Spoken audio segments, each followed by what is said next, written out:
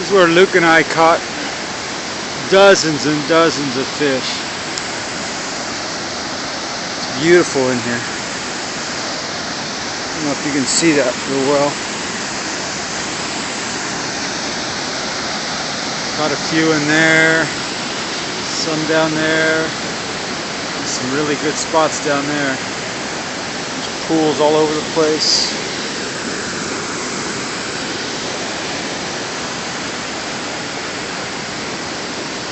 Pretty country.